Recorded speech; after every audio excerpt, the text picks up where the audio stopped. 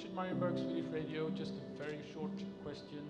After the elections, what will be your on top of your to-do list? What's your priority number one?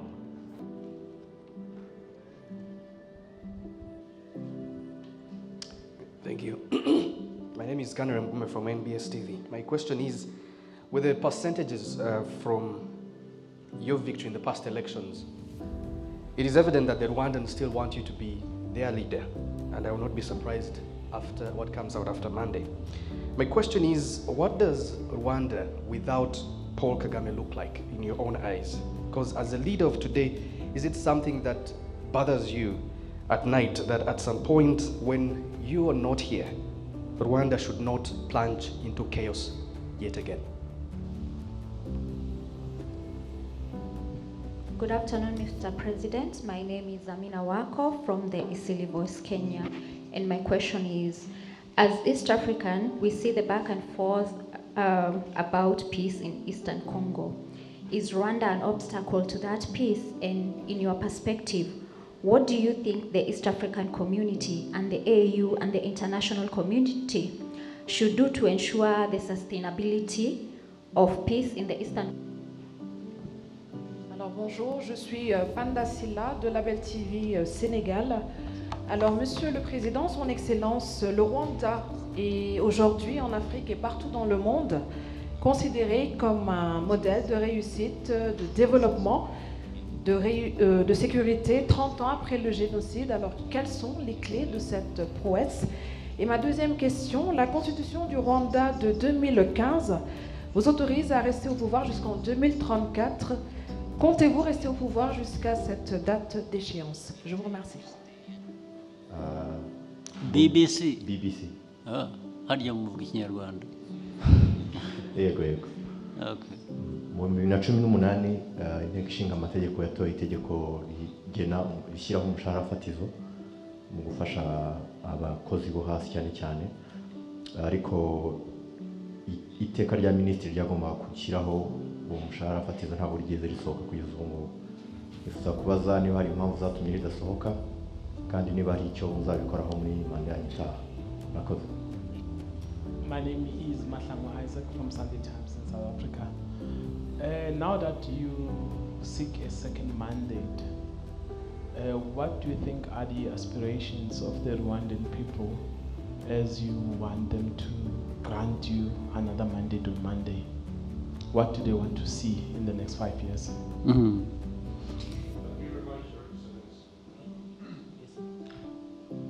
My name is Frederick Goroba Mtevi. I'm an independent researcher and analyst. Your Excellency, I've had the good fortune to follow you around throughout this campaign. And there are two issues that have come to my mind that I thought I should ask you about. One of them is almost at every rally, you've been giving this message to young people to step up and take responsibility for the gains Rwanda has made in the last 30 years. You keep going back to it at every rally. And I've been wondering, is there a deeper message in this, or is this just what we see? Are you saying something deeper than what seems apparent? The second question, Your Excellency, is watching all your rallies, it strikes me that the RPF is a formidable political machine. Clearly, anyone who looks at it can see it. I'm wondering what it is that you and others in the RPF are doing to ensure that when you're gone, this thing we see going up doesn't go down.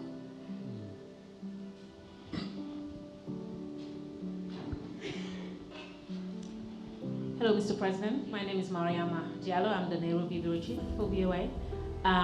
So a lot of my questions have been asked, but I do want to follow up on that, the post-Kagame era. You just talked about leaders come and go, but good leaders also plan. So you talk about your party haven't been able to find somebody. But my question to you is, would you be participating in grooming that next person who's going to be here to continue the work that you've done? My second question has to do with what just happened in Kenya with President Ruto. You were just there recently participating in the African Development Bank meeting.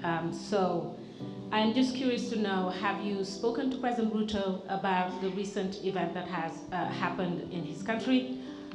Given that the issue that he's dealing with has to do with Gen Zs, the youth, and their preoccupation. And I think that's not an issue just to Kenya. It's, are you worried about something like that could have repercussions in the region? I just covered elections in Senegal, and those young people had the same issues that the Kenyan youth has, which is the high cost of living, basically jobs. So just wondering for you what you think about the events that have happened in Kenya, and are you worried that it could spread in the region? Thank you. We are balancing both sides so that everyone does not feel left out. We could go to Genoa. Good afternoon, Your Excellency. I'm Ji Li from Xinhua News Agency, the China state media. So my question related with China.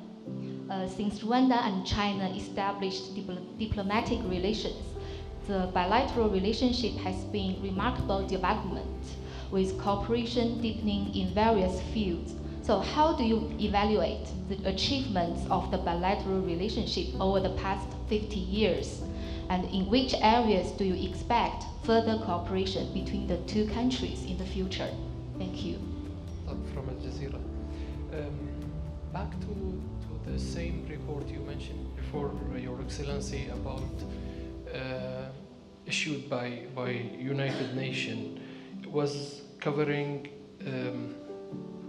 two things: the mining and the military situation in east of Congo.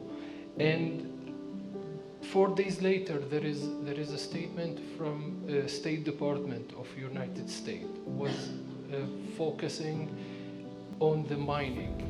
In your point of view, Your Excellency, why both the report and the statement, they just overlook the political situation? Two more questions. If we could do quickly, we could have another two. Another two after RPF. Okay. Murakoze cyane, nitwa Jean Claude Mutuyezu, ni kwa RPF. Mu minsi mumaze mwiyamamaza, mwakunze kugaruka ku mvugo ivuga yuko iyi politiki yo kwiyamamaza n'ubundi yihariye cyane ko FPR yagiye ifatanya n'indi mitwe ya politiki. Munagaruka cyane ku bijyanye n'ubudasa bw'abanyarwanda. Ese ubu budasa twavuga ko buva kuki? Nanone twibaza ngo muri manda ikurikiyeho ni ibiki muteganyiriza abanyarwanda bijyanye n'imvugo mukunze kugarukaho cyane y'ubudasa? Murakoze cyane. Murakoze nyakubahwa Perezida wa Repubulika, nitwa Scovia Mutesi, ndi umwanditsi w'ikinyamakuru Mama urwa Gasabo. Bigaragara ko abanyarwanda bamaze guhamagarirwa kujya mu bigo by'imari mu kwizigama, ariko hashize igihe Minisiteri y'Ubucuruzi n'Inganda ndetse na Minisiteri y'Imari bavuga ko hari uburyo abantu babaga muri Banque Populaire bafitemo imigabane iza kugurishwa ikigo cy'imari aho kugira ngo ikomeze iby'abaturage, imigabane yabo ntibayihabwa imyaka irenga 2 babaza iki kibazo batarabona igisubizo. Bifuzaga niba hari icyo mushobora kubafasha bakabona imigabane yabo cyangwa bakajya muri iyo banke y'ubucuruzi bagurishirijwe. Murakoze nyakubahwa. Yes. Mr. President, for this time, there has been noticeable increase in the genocide denial globally, and with media outlets adopting narratives from figures like Victoire Ingabire, Charles Onana, Jambo Ismail, and this is affecting actually remarkably the younger generation. How, now that you are running for another term, how are you going to tackle these issues? And mu Kinyarwanda nifuzaga kubariza abanyarwanda baturiye imirenge itandukanye mu ntara.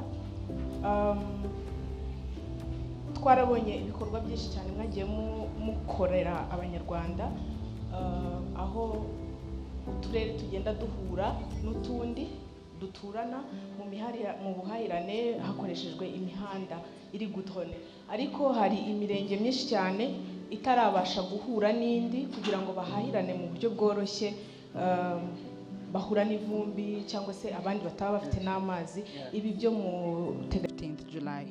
We have simultaneous interpretation, Channel 1 English, Channel 2 French.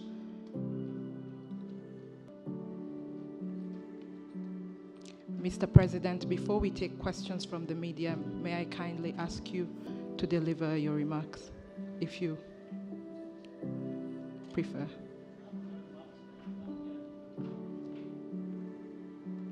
To be grilled by the press, and it's straight away go to the business. Thank you, sir. So we will now begin taking questions from the media. If you allow, we can take one at a time. Let's start with any questions? Swedish radio? Please remember to introduce yourself and the media house you represent before asking your question.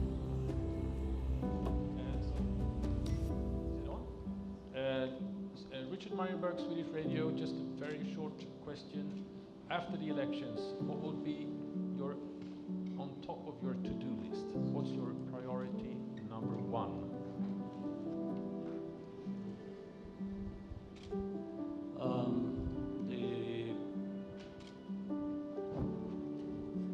The priority number one after we've gone through all of this is to continue to make as much progress as we can in the area of security and stability of our country, socio-economic development, progress, and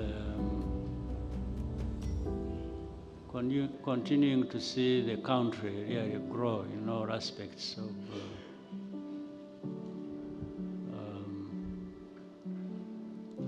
development. So it's just the same path we have been on, rebuilding our country, growing it towards prosperity. That is what is preoccupying us. Thank you, sir. Let's have another question. NBS, Canary. Thank you. My name is Kagame from NBS TV. My question is, with the percentages from your victory in the past elections, it is evident that the Rwandans still want you to be their leader, and I will not be surprised after what comes out after Monday. My question is, what does Rwanda without Paul Kagame look like in your own eyes? Because as a leader of today, is it something that bothers you at night that at some point when you are not here, Rwanda should not plunge into chaos yet again? Well, I'm not sure what really happens when I'm not here. I don't want to guess and just start imagining things. I do what I have to do while I'm here, and I'm doing it with the people of this country as not only you have seen, but also what you've just referenced, what has happened in the past. I don't think there is Kagame only. It is Kagame with these people, you see. We make progress because we are together, and these people, the Rwandans, contribute a lot, make things happen. I only provide leadership as by their choice. So, and I'm sure when I'm not there, there will be another choice they'll make. The choice that can even lead them better without ruling out the fact that, yes, things may not be as good as they have been, but that is life, that's what happens.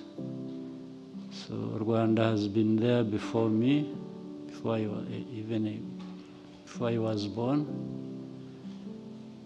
or before I came back to this country, because I have lived outside of it for a long time as a refugee, and you know the story. I was a refugee in Uganda, and many other colleagues who are behind the progress we are making. A number of them have been refugees in many other parts of the world, mainly the region, whether it is Burundi, Tanzania, Kenya, many others, Uganda with me, and beyond. So the story is that Rwanda has been there and will always be there, like all other countries. The Rwandans will enjoy being Rwandans in different ways or contexts. Others have suffered, many, for being Rwandans, like we have seen, again owing to bad politics. So I can only really answer for what we are doing as Rwandans when I'm here as their leader. What happens when I'm gone will happen. I don't know what it is, but I imagine among these Rwandans there are people who can lead this country even better than I can or have done.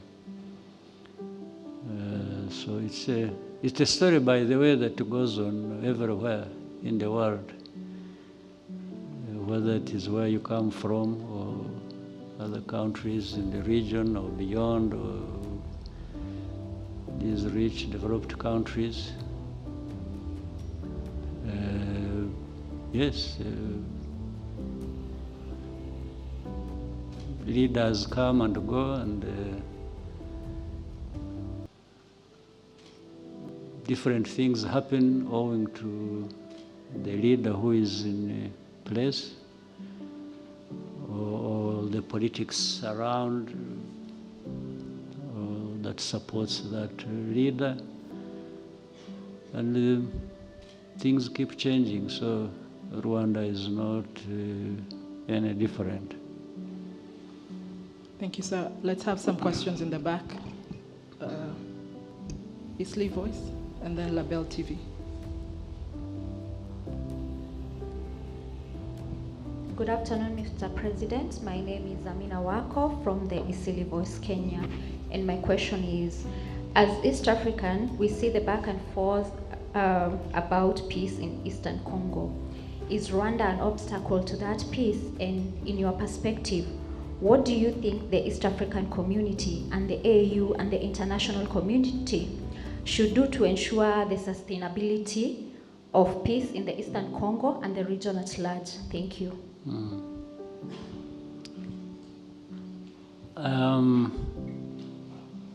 This subject, matter of Eastern Congo, peace and stability for Rwanda, for the region, and for Congo and beyond, has been an issue for a long time. I even don't know how to explain it so that a week or two or a month from now, you don't ask me the same question. Because I've been asked this question like 100 times. I've tried to explain, I've given context, I've given the history and why this problem exists. But it keeps coming back. And by the way, again, if you are talking about the current problem in Eastern Congo, one, you may not wish to detach it from, I want to repeat that Eastern Congo is Congo. It's not another country on its own. So when you're talking about Eastern Congo problems, you're talking about Congo's problems. And people always miss that. I don't know why. But the history of it, I try to be brief.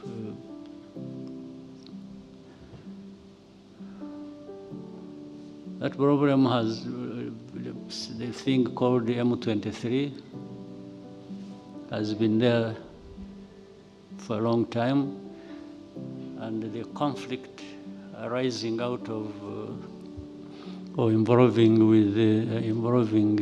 M23 has happened twice. The first one was in 2012. Now the other one is just recent. But in between there was a 10-year period. If you were a very keen observer or journalist, you would try to link the two and ask yourself, why? Why did we have this problem in 2012?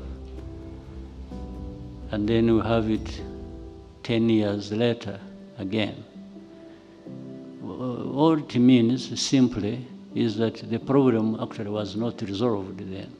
Otherwise, if it had been resolved, you wouldn't have it again 10 years after. The very same problem. But if you don't know, let me again repeat. The Eastern Congo problem is twofold. One is that of the Congolese citizens who are persecuted and uprooted from that place and sent outside as refugees, others killed, others imprisoned, others so on and so forth. And simply because they are called Tutsis. In other words, the kind of politics behind it is that maybe these people called Tutsis don't belong here, they belong to Rwanda. Or in other circumstances, they would belong to Burundi because they have the same population configuration. Now, then when you look at it deeply, and by the way, even the Congolese admit this, the Congolese government or leaders, they say these people are actually Congolese. Now, if they are Congolese, why you uproot them and send them where? Why don't they have the rights as citizens of that country, like others?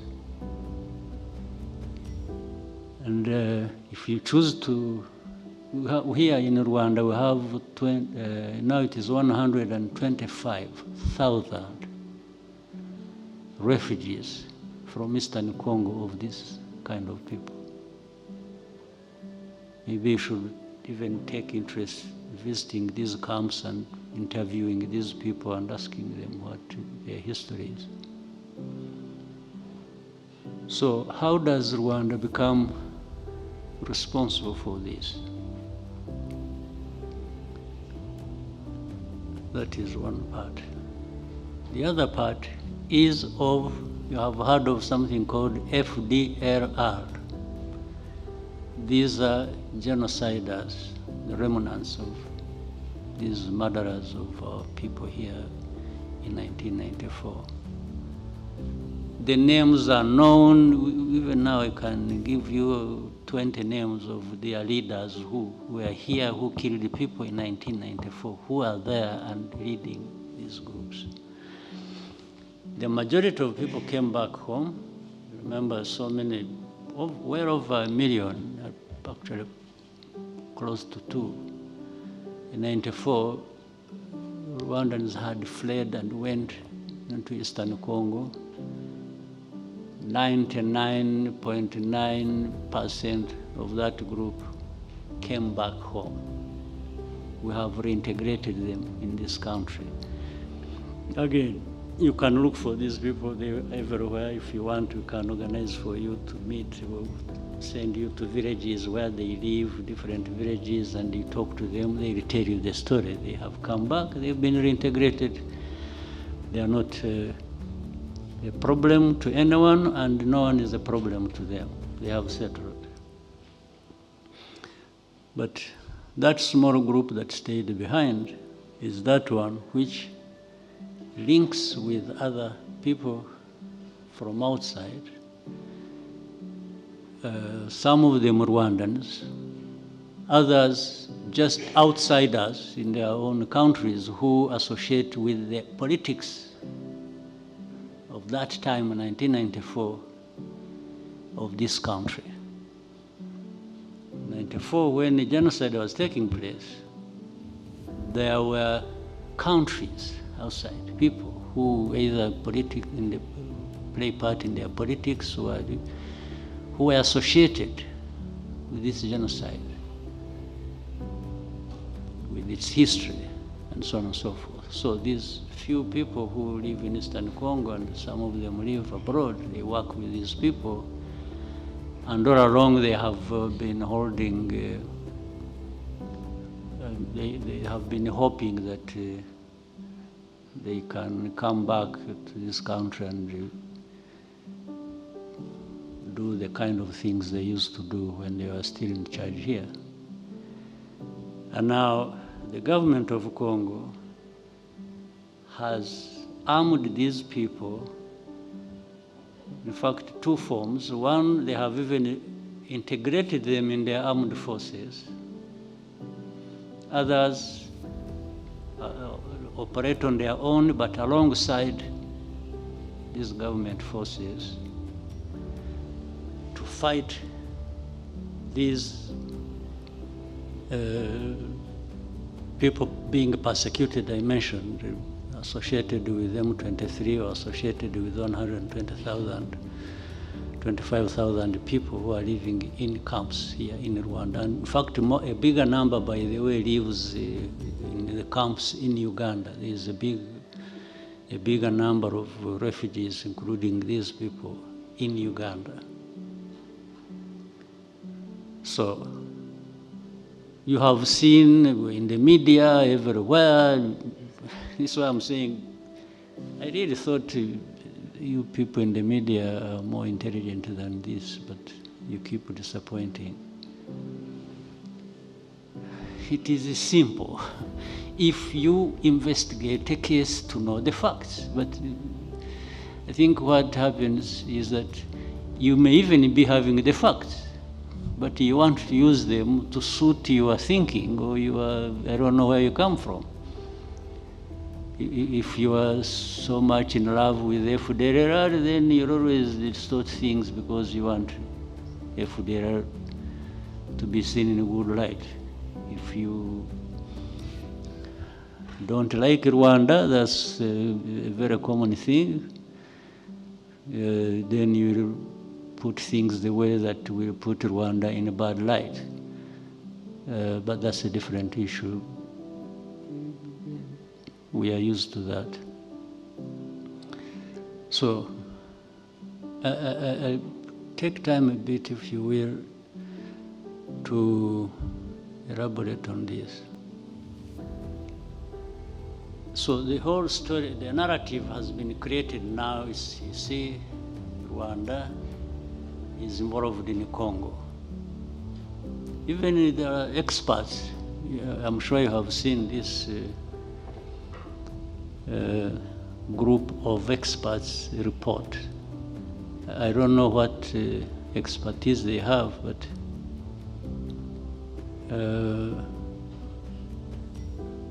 they write about Rwanda's forces, RPF, in eastern DRC. Then they are very silent on government of Congo associating with FDLR and creating it and arming it and growing it to be a bigger force. They are very silent on that. That is how far their expertise go. And so the narrative is formed to make it sound like Eastern Congo's problem is actually created by Rwanda. But from these facts I'm telling you, that can be cross-checked as to their veracity, will show you a different story. And again, the narrative has been about turning a perpetrator into a victim. And this goes very well and relates to the genocide story and the story of Rwanda. And it is not just in the region, it goes way beyond. You saw, I was talking about the journalists a while ago. You have seen a consortium of journalists putting themselves together from across the world, all to just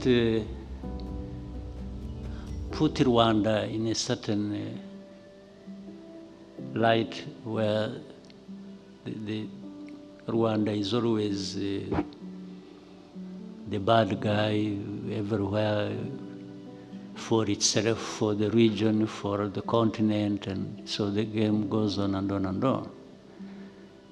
So that just doesn't happen by accident. It happens by design. And that relates very well with the story of Eastern Congo, which I'm explaining to you. In fact, in the same room some time back, another journalist was asking me, why are you helping M23 and so on and so forth? Because of the contempt I had for this kind of, and I still have for this kind of narrative. It made me give him a reply, like I was saying, if it were you, why would you not help M23? And why I was saying that was to inform this person that actually the problem is not M23. The problem is not Rwanda. You have to look deeper to understand why this. Why would somebody who was taken to Congo during the colonial period be shown exit from that place and sent to Rwanda? What crime has that person committed? Or what crime has Rwanda committed that happened? Who is responsible?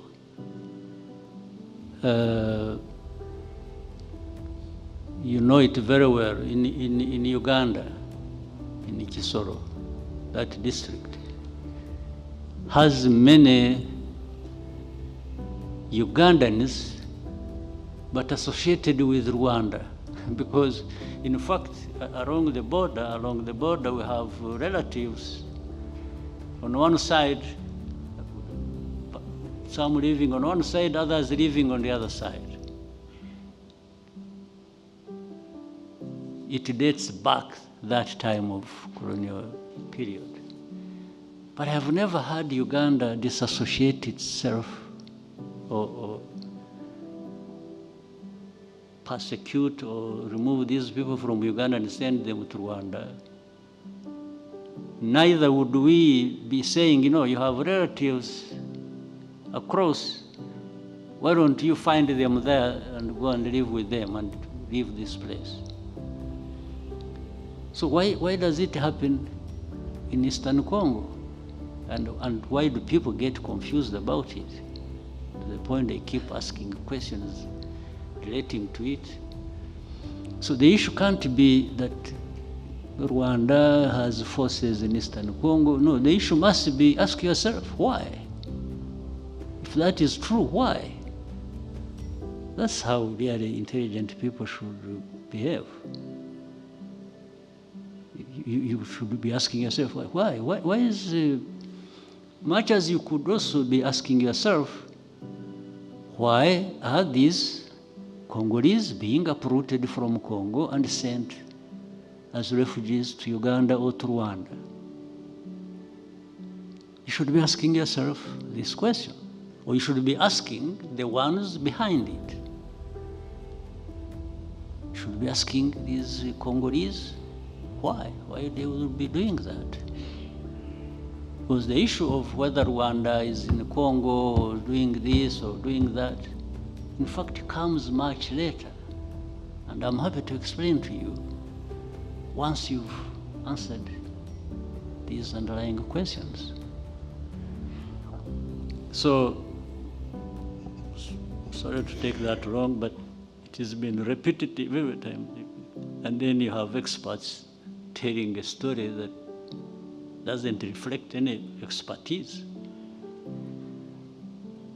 So, what I'm telling you are things I tell these people of the UN or whether European Union or US or whoever, some of these journalists or even political officials who come and that's why this world is in turmoil. No wonder you just have people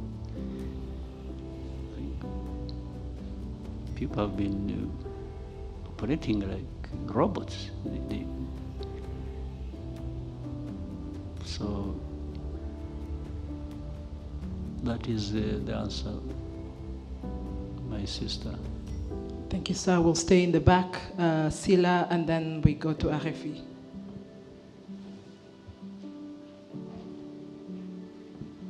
Alors bonjour, je suis Panda Silla de Label TV Sénégal. Alors Monsieur le Président, Son Excellence, le Rwanda est aujourd'hui en Afrique et partout dans le monde considéré comme un modèle de réussite, de développement, de sécurité 30 ans après le génocide. Alors quelles sont les clés de cette prouesse? Et ma deuxième question, la Constitution du Rwanda de 2015 vous autorise à rester au pouvoir jusqu'en 2034. Comptez-vous rester au pouvoir jusqu'à cette date d'échéance? Je vous remercie.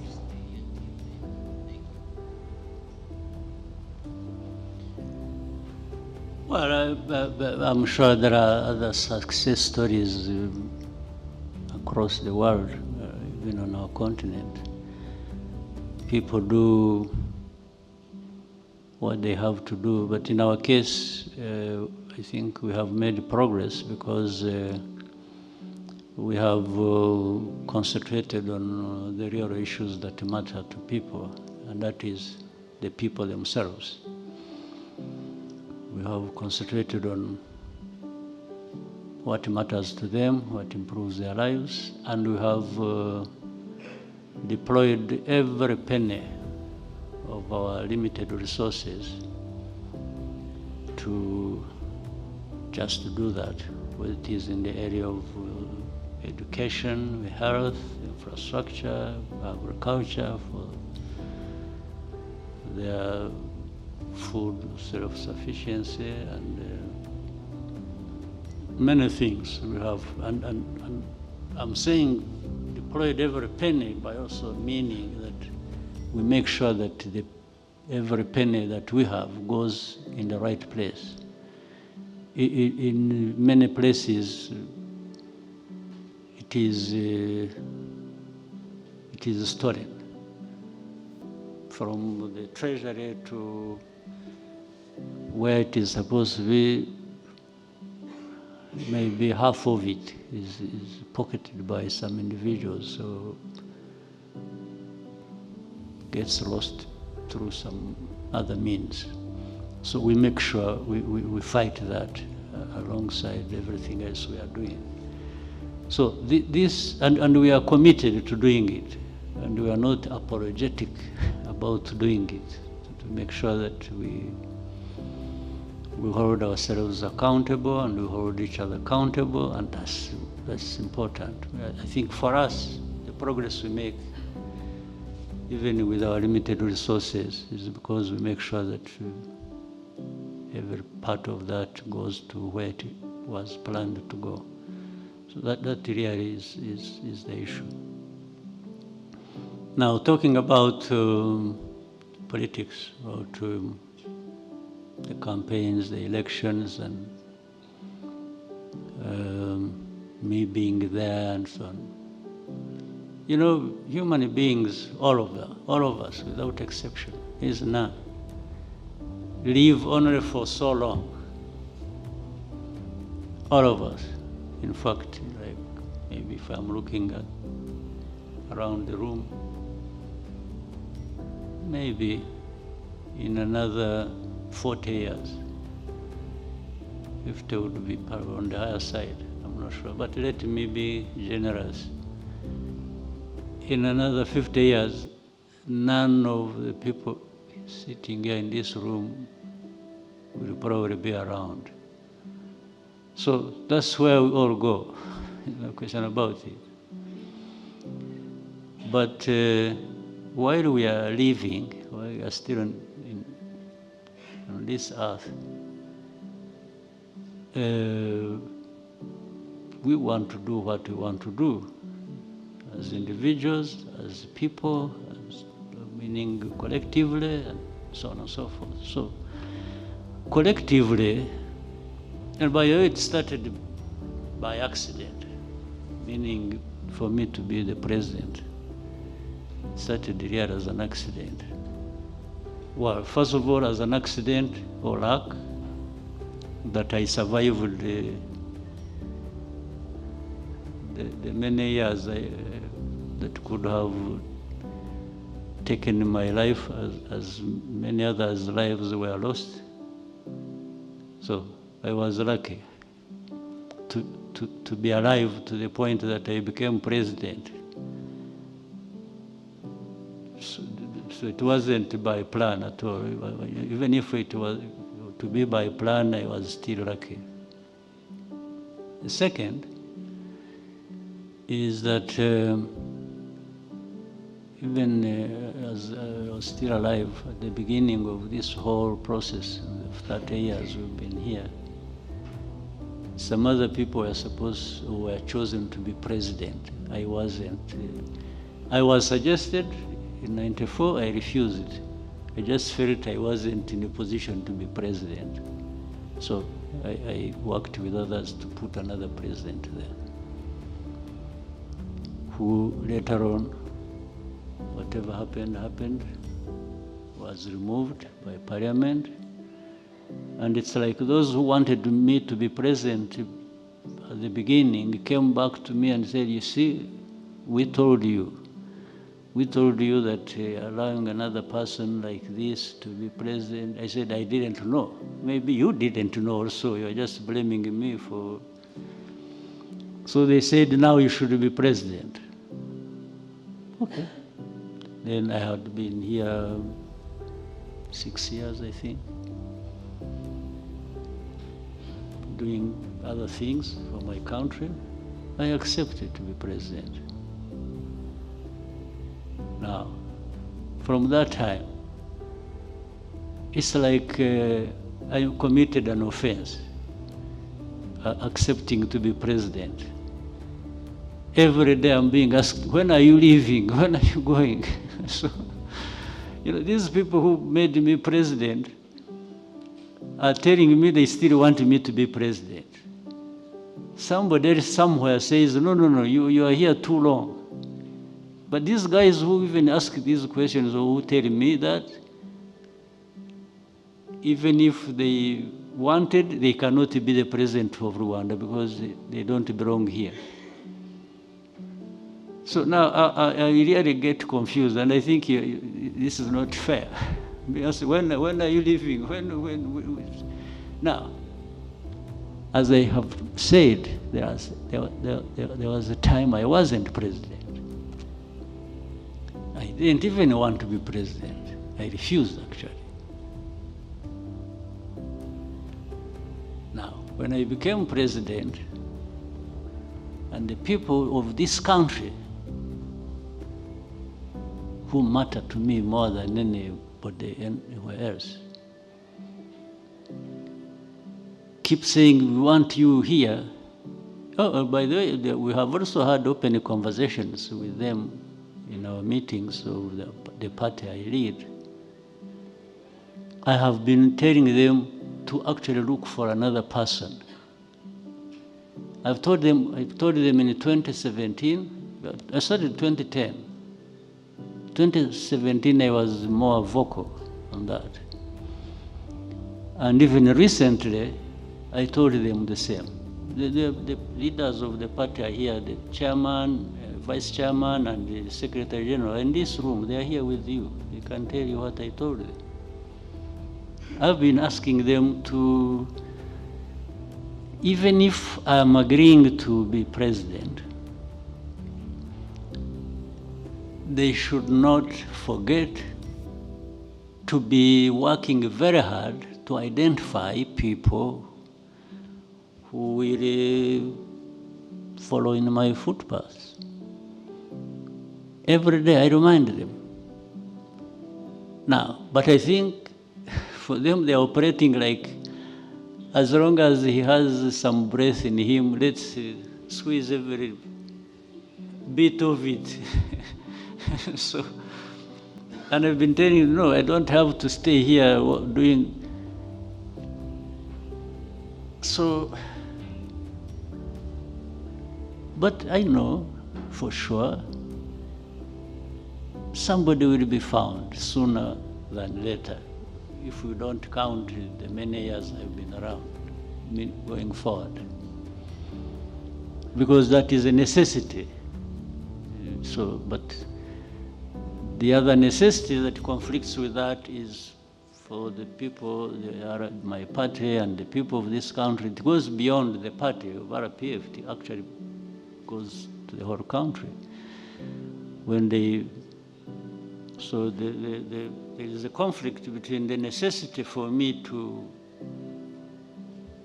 do other things and somebody else leads the country or even the party. But there is also the reality that those people who make that decision are also still demanding that I stay there. So my question is to them as it is to me, so you want me to stay here until when? Because I know there will be a time when I shouldn't be here, or I want to be here. So, but if you could only bear with us and it becomes our problem, internal problem which we have to resolve, maybe we shall find a solution sooner than later. But when from outside, where you have your own problems to deal with, of your own, in your own countries, I guess there is nobody who doesn't have a country here. So better tend to those problems of your country, or your countries, and leave this problem of ours to us. We shall resolve it, one way or the other. And whatever happens, whether there will be better people than me, even or those who will come and try to run down what we have been building over the years, there is nothing we can do about it. Especially there is nothing you from outside can do about it. Thank you, sir. BBC.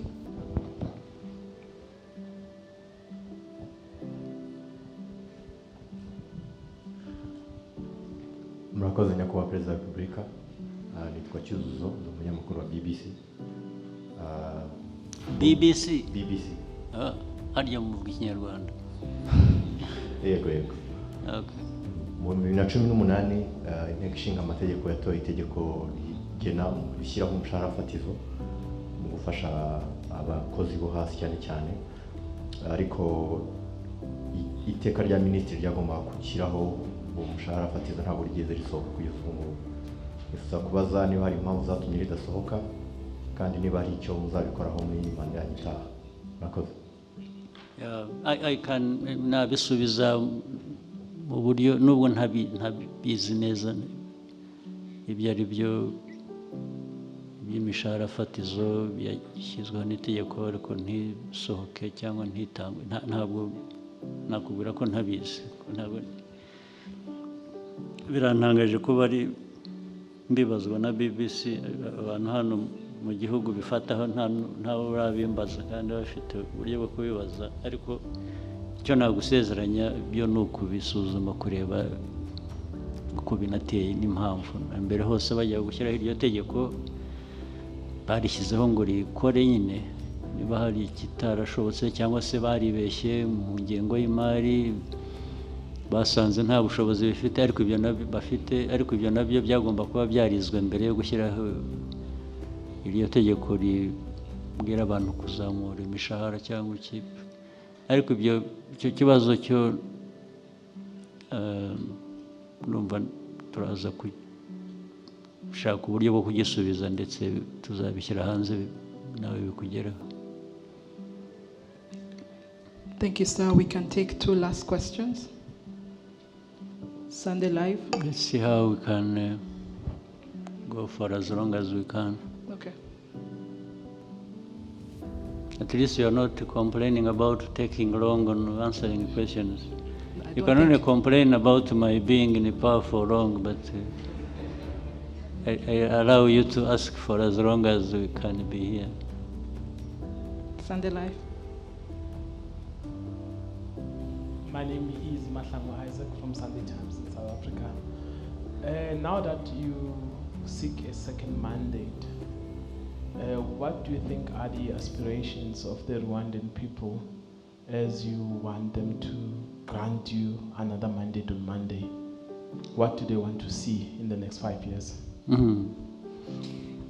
I hope I will not be misunderstood. I actually haven't been seeking any mandate. The RPF and these Rwandans have been asking me to stand for another mandate. At a personal level, I would comfortably go home and rest. It really takes a toll on me to handle these Rwandan problems.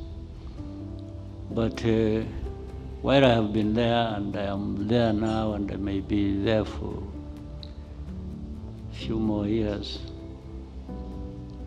I think even the demands have been made clear by these Rwandans. I'm sure if you have followed these campaigns, the rallies, you have heard them. They want more development, want more roads, more hospitals, more schools, and quality increased for all of that. And that's what I'm thinking of providing. They need more investments in infrastructure, in technology, in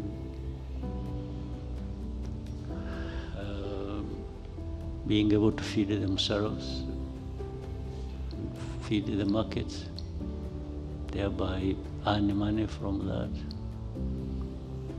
So it's all what we have to do that we have been doing, but if we can move faster, if we can do better delivery of services in different sectors, I think that's what the Rwandans want. So that's what preoccupies me, that's what I have in mind, that we should be working together with the Rwandans to deliver that to them. Thank you, sir. Goloba, welcome.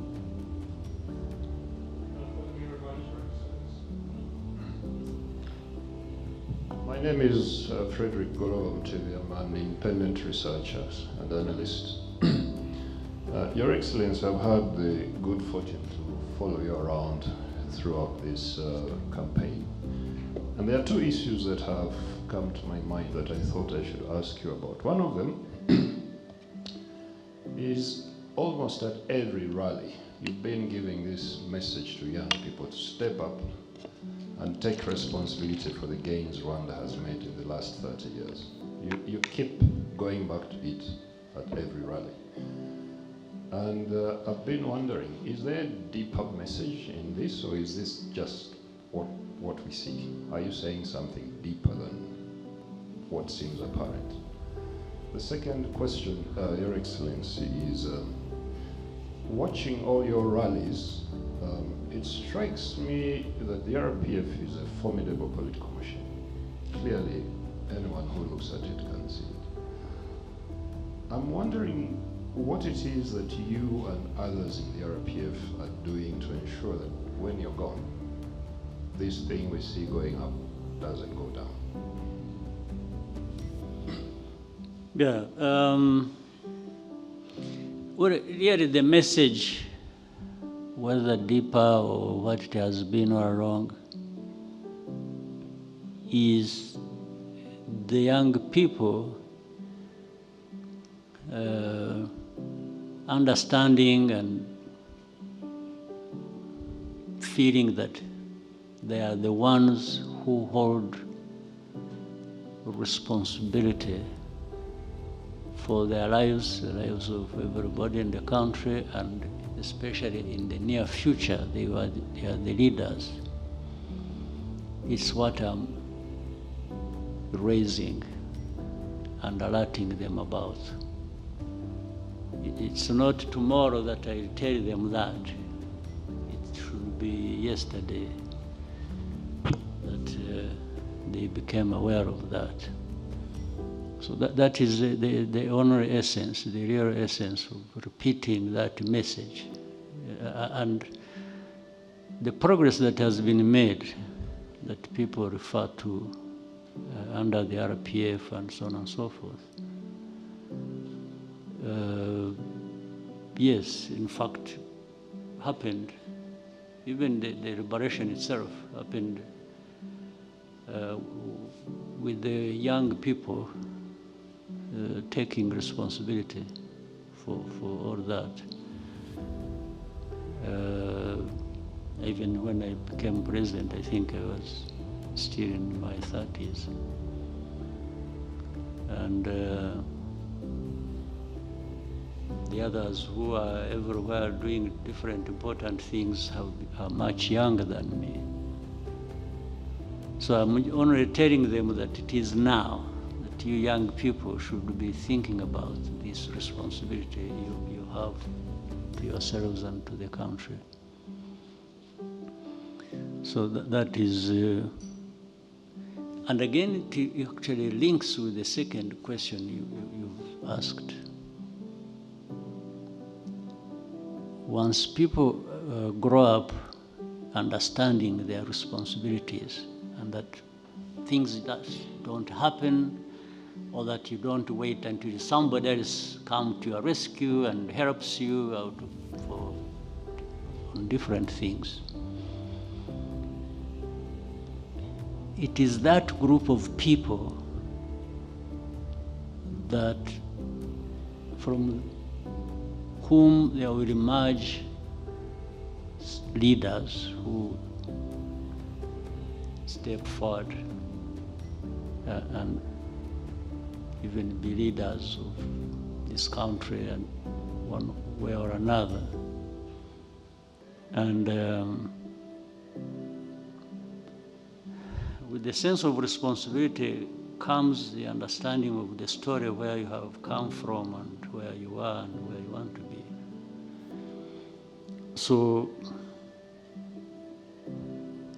if there has been some level of success with my leadership,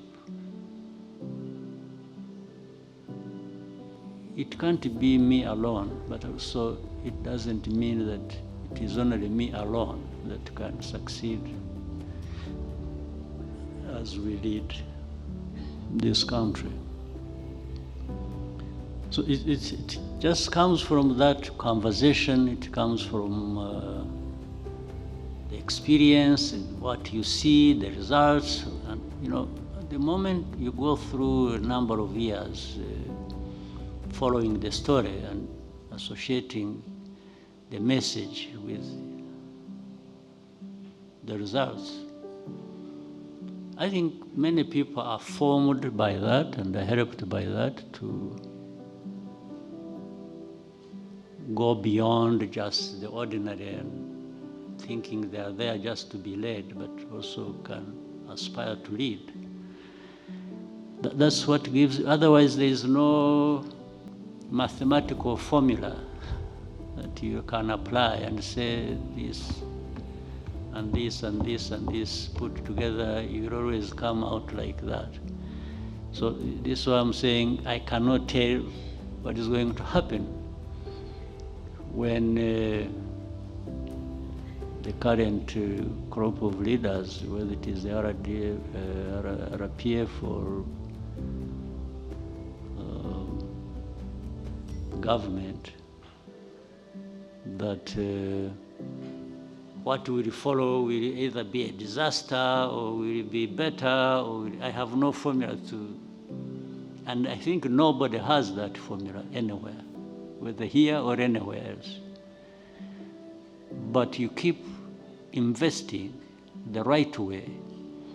You invest in people, like through education, for people to have good health, and but also to have clarity of mind as to what countries, people, societies are, and what these real aspirations are. And they are the only ones, they are mainly the ones who can make things happen. So I have no other way of telling, of foretelling what, but I try to do what I think matters in preparation for the future by the people that are around, especially the young people who, and what I see encourages me now, when throughout the campaigns and campaign rallies, I think you can see people and feel assured that they are there for a purpose, they know what they are doing, maybe, and they will do it when that time comes. VOA.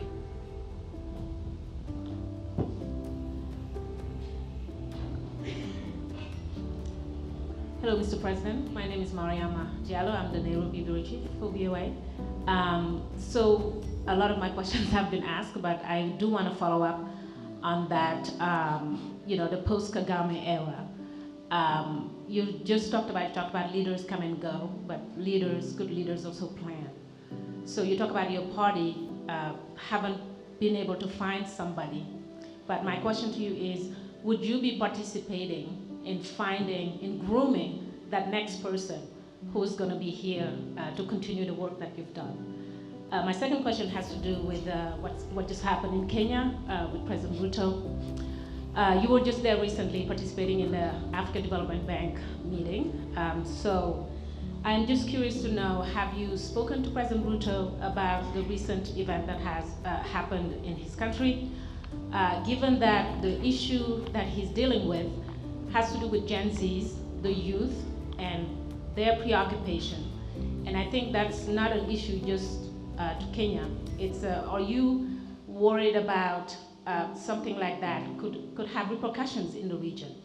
I just covered elections in Senegal, and those young people had the same issues that the Kenyan youth has, which is the high cost of living, basically jobs. So just wondering for you what you think about the events that have happened in Kenya, and are you worried that it could spread in the region? Thank you.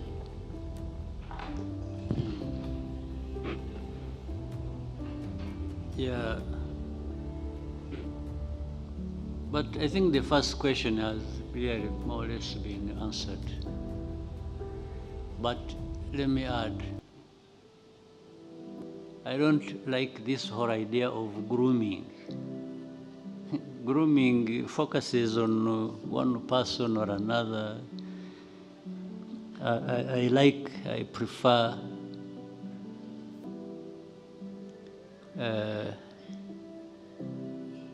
doing it generally. Like when I talked about encouraging young people, then government making investments in their future, like education, like business, their health, their blah, blah, blah, and so on and so forth. And then that part of politics always being there, reminding them, hey, you guys wake up. This is your responsibility. You can't just be there. So from among them, one or two, whatever number you want, among these people, there will always be somebody to play that role. You would be grooming somebody, a specific person for. This is why I told the party last time, recently, that, in fact, I told them openly, it's like maybe you were even listening to me, but the question was answered then. I told them, I said, I'm not going to name anybody for you to lead you. You be the ones to look for somebody to lead you from among us. These people sitting here, we were about 3,000 in this, some other place where there is a big conference hall. And I was telling everybody, I said, I'm not going to anoint somebody for you. You be the ones, you keep looking around and appreciating people and doing that, and from that bunch of people, you should have a leader you want, but not the leader you point a finger at and say, this is going to be your leader. Actually, that is a recipe for maybe the disaster you keep referring to, after me. I don't want to leave somebody and leave a disaster for the people after me. So if they choose a disaster, it will be their disaster they have chosen, not the one I have given them. I don't want to be associated with that. So there is, but once the politics, and then doing the things that matter to people, but once you interest people in politics and they become part of it, they always have somebody, fairly and maybe justifiably chosen from among them to lead. So then what you said about, I don't very much like, again, talking about other countries, other societies, and what they have, whether it is progress or it is problems or whatever. People will always emerge out of that and they address their own problems. So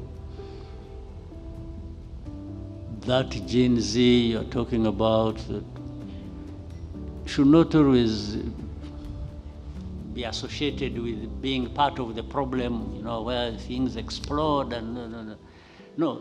Actually, they should be part of preventing that by. But of course, I fully understand what that means. It all comes down to politics. If these young people are involved from the beginning, and a culture grows where the young people participate and in the good politics of any country, then they don't end up just being people demonstrating on the streets, destroying this or that. No, they actually end up being part of a situation or creating it that prevents that from happening.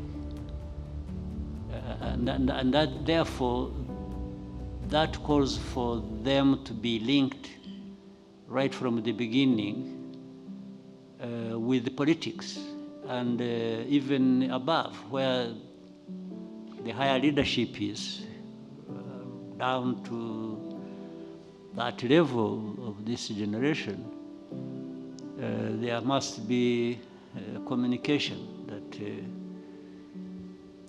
enables them to, and so that things they complain about don't happen in one incident, in one explosion of things. And no, but that flow of grievances happens in the daily life, and then there is always going to be a way of addressing that, and therefore preventing some disasters from happening. Otherwise, I always keep off other people's affairs. I have no lessons for anybody. I'm stuck with my own problems, trying to deal with them on a daily basis, so I can't add on that burden of even assuming too much that I have an answer for other people's problems. So but every situation has problems, but there is also a way to address those problems. But it is the people of any country that we have to deal with that. Thank you, sir. We can take two last questions. But there are some people on your left who are up there asking. We are balancing both sides so that everyone does not feel left out. We could go to Genoa. Good afternoon, Your Excellency. I'm Ji Li from Xinhua News Agency, the China state media. So my question related with China.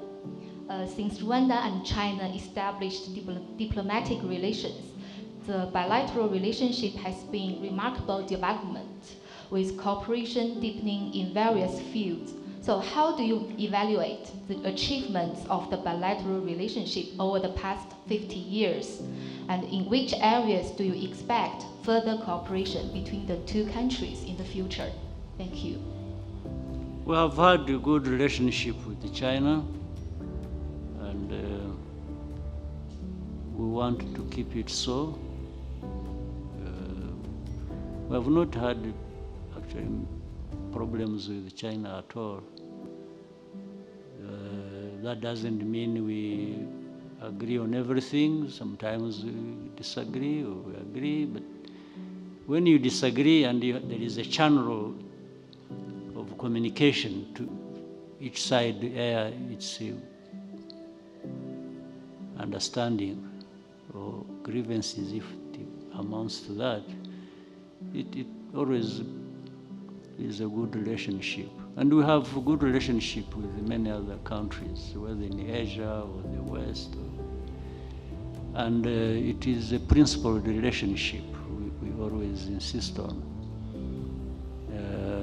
We have had, of course, relationships where some people want to be overbearing and they're telling you, you must do this, you have to do this, you shouldn't do this. And we have been in a very good position and have learned through experience.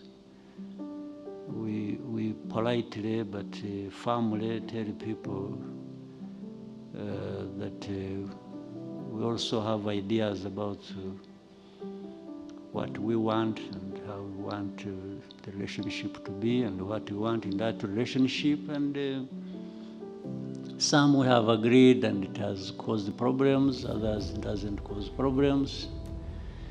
Even with those who don't understand and it causes problems, we are happy to go along and even do the same next time. On this one, so far, we are firm about what our country wants, what we are doing, and we happily tell anybody who thinks they can come riding over us to tell them that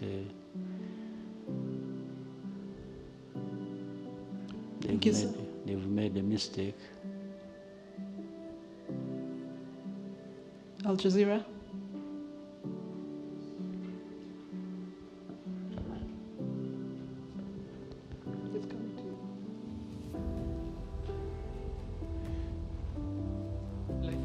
From Al Jazeera.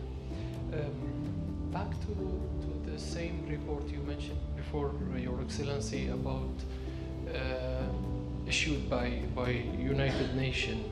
It was covering two things: the mining and the military situation in east of Congo. And 4 days later, there is a statement from State Department of United States was focusing on the mining.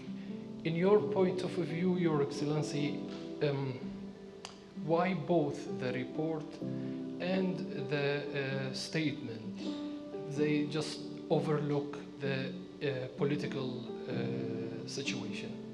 Thank you. Well, that is really a question I can't answer, even 100. So why they would be talking about that and not about themselves, I don't even understand. So that one, how can I answer that? Then you have a group of experts, you said, talking about what? Mining and military situation. Military situation, the way they talk about it, they talk about maybe 15% of the problem. Even then, they don't put facts or evidence to it. This is why I think I explained it. If you are talking about RDF, Rwandan Defense Forces, and M23, and you are silent, I think I answered that, and you are silent about FDLR, and you are silent about the government of Congo expelling its own people from the country to go somewhere else, using these genociders who were here, who killed our people. How can I answer that honestly? I mean, you should be able to make that judgment yourself, or anybody here who sees that should be able to make the judgment. It's not up to me to answer that. I don't know how to answer it. I don't know how to answer that somebody is associated with the problem and is saying it the way they want people to see it or to understand it. I have no answer for that. I can't explain it. They should be the ones to explain it. In fact, I wish one day you could meet those people and ask them. I say, why are you, is it because this is not happening? Or is it because it is not there? That you are silent about it, that you are talking about something else? That either is less important or actually is not happening, or if it was happening, it is happening for that reason you are silent about. Then they are the ones who can explain it better than myself. But we have told all of them, maybe you have also seen how we have responded to some of it. But we have told them that by that they have only become part of the problem, and they are not anywhere near being part of the solution. But I thought we must be having or looking at finding ways to have a solution to that problem. But if you handle it like that, you are not finding a solution. Rather, you are adding to the problem or even complicating it even more. Thank you, sir. We'll take the last question now from RBA. Two more questions. If we could do quickly, we could have another two. Another two after RBA? Okay. Murakoze cyane, nitwa Jean Claude Mutuyezu, umunyamakuru wa RBA. Mu minsi mumaze mwiyamamaza mwakunze kugaruka ku mvugo ivuga yuko iyi politiki yo kwiyamamaza n'ubundi yihariye cyane ko FPR yagiye ifatanya n'indi mitwe ya politiki. Munagaruka cyane ku bijyanye n'ubudasa bw'abanyarwanda. Ese ubu budasa twavuga ko buva kuki? Nanone twibaza ngo muri manda ikurikiyeho ni ibiki muteganyiriza abanyarwanda bijyanye n'imvugo mukunze kugarukaho cyane y'ubudasa? Murakoze cyane. Ubudasa buturuka ku mateka. Ni amateka barambivuga buri munsi. Ni amateka biturukaho u Rwanda aho ruvuye, byarubayeho, hanyuma uko abantu babisohokamo. U Rwanda rw'amateka y'amacakubiri n'u Rwanda rushyira abanyarwanda bose hamwe n'ibintu bitandukanye. Muri uko gushyira abantu bose hamwe rero, bahera ku mateka mabi bakareba icyo u Rwanda rushyira abantu hamwe rukora kugira ngo abanyarwanda bose bibone mu bikorwa no mu bibageraho. Ibyo ubwabyo bisobanura bwa budasa. Ni nayo mpamvu ndetse aho twagiye tujya kwiyamamaza hose abantu baza ari benshi, inshuro 10 zirenga n'iki, baza ari benshi bavuga, ubona bitabiriye iki kintu kimwe. Ugomba gutekereza nyine ukavuga uti aba bantu bagomba kuba bumva neza aho tuvuye, bumva neza aho dushaka kujya. Icyo batora rero niyo nzira ibaganisha aho bashaka kujya, kandi bose. Iyo bimeze bityo, ibindi byose ni ubusa. Umuntu uhagarara ikantarange akavuga ati hari umuntu babujije kuvuga biki, hari ibihumbi magana ngahe byahoze biri aho bivuga, ibyo ni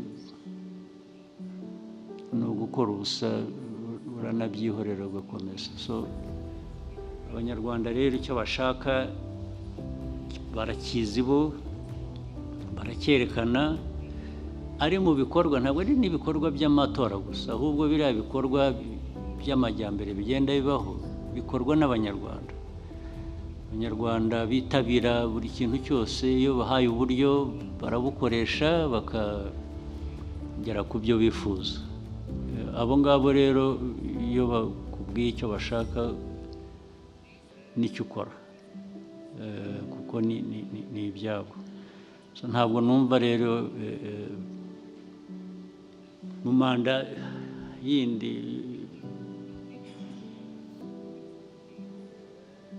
ikindi se cyabishye kitari ugukomeza ibyo dusanzwe dukora nyine, ibyo by'iterambere, by'umutekano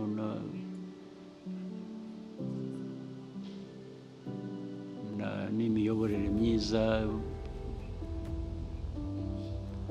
Demokarasi n'ikivuze, demokarasi bivuze imiyoborere myiza, guhitamo abantu bakagera ku cyo bashaka. Nicyo tugerageza gushyira ku murongo. N'ibyo bikomeza, nta bindi bishya byaturutse ahandi dushaka gukora. Scovia.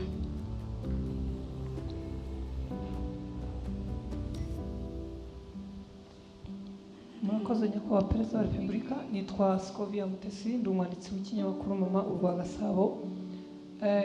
Bigaragara ko abanyarwanda bamaze guhamagarirwa kujya mu bigo by'imari mu kwizigama, ariko hashize igihe minisiteri y'ubucuruzi n'inganda ndetse na minisiteri y'imari bavuga ko hari uburyo abantu babaga muri banki populaire bafitemo imigabane iza kugurishwa ikigo cy'imari aho kugira ngo ikomeze iby'abaturage, imigabane yabo ntibayihabwa imyaka irenga 2 babaza iki kibazo batarabona igisubizo. Bifuzaga niba hari icyo mushobora kubafasha bakabona imigabane yabo cyangwa bakajya muri iyo banki y'ubucuruzi bagurishirijwe. Murakoze nyakubahwa. Yes, icyo nagusezeranya cyo reka tuve muri ibi ngibi tubanze tujye twicare mu ntebe neza, nibirangira byose byarangiye tujye dusubiye muri leta, icyo tuzagiheraho. Ntabwo numva aho gikomerera kuba kitarangira, icyo rwose kizaba mu bya mbere bizakemurwa. Kabineti ya mbere nuyibona uzanyibutsa, uzanyoherereza SMS mbwira uti hari cya kibazo, tuzagiheraho mu byo tuzaheraho. Thank you, Your Excellency. We may conclude here. I would like to thank you for your time and wish you a successful voting day on Monday. Thank you. I hope there are not too many questions going back without being asked, so I think you covered all the questions. See you next time. Thank you. Yes,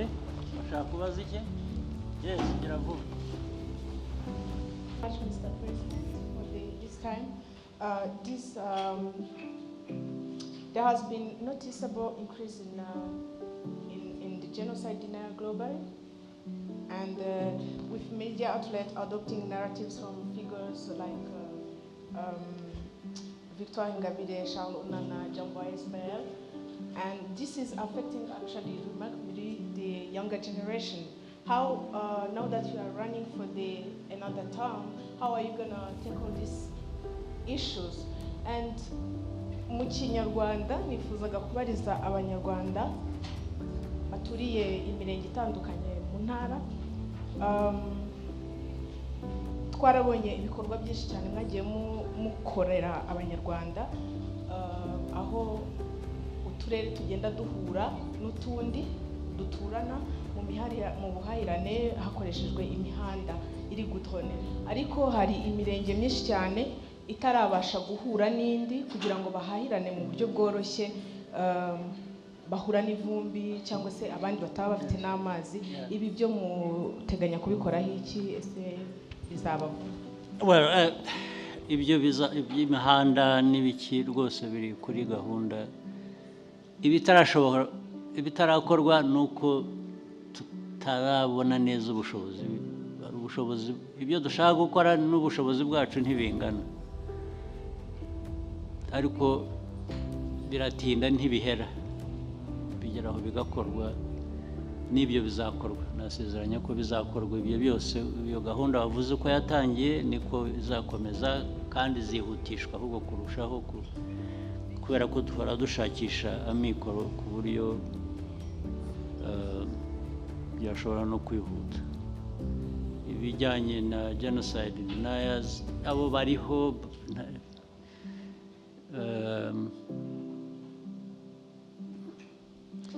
ingaruka zabyo tujye tuzirwanya ku buryo bitagira uwo bihutaza, ndetse abatoya mujye mubyanga mubishyira hanze. Ibyo birahari bishyigikiwe n'abantu bamwe hanze n'ikibirirwa basakuza, ariko nicyo nababwiraga, hari ubwo basakuza ngo baguteshe umurongo uve ku byo wakoraga ujye muri ibyo bitagira icyo, kandi bamwe baranashyigikiwe, bashyigikiwe n'ibihugu cyangwa imiryango cyangwa iki bifite ubushobozi, ariko icyo dufitiye ubushobozi twebwe nuko ibyo ngibyo ntacyo byadukoraho hano na kimwe. naho aba bandi ba Ingabire n'abandi bandi Ingabire suye ariko twarekuye bari twagiriye imbabazi akava mu gufungwa yari afunzwe n'uba bakirimo ariko hasohokeye niyo neza yitura abanyarwanda buriya nta amaherezo yo ntabwo azaba meza uramwihorera akarwana n'ikimurimo kibi kikaba aricyo kimugiraho ingaruka n'abandi bose babonana baba mu Bufaransa baba hehe birirwa basakuza buriya mwebwe babatwaye iki muzabareke niko bameze muzabake bapfa urwo bapfuye ntayo bakwiriye hari abo bakorana nabo nk'ibi twahoze tuvuga by'intambara zo muri Eastern Congo n'ibindi iki gihugu cya Congo kirabafasha kibagira giteki ariko iyo bigeze aho uboneho tubijyamo ariko muzi ko nabyo bafite aho bagarukira ntabwo bageraho bigira ingaruka ku banyarwanda gusa gutyo icyo gihe iyo byageze aho nyine ikibazo gishakirwa undi muti ntacyo nibwira cyahungabanya igihugu cyacu cyangwa abanyarwanda kuri abo ngabo bifuriza u Rwanda nabi cyangwa bavuga nabi ntibikabatesha umwanya ngo bibaraze ijoro ry'ubusa mujye mubasubiza ariko iyo bavuga ibitari byo mubasubize ariko barenze umurongo bakagira ikindi bakora ibyo byo ingaruka zabyo zirahari ntacyo bashobora kugeraho. Thank you, Your Excellency.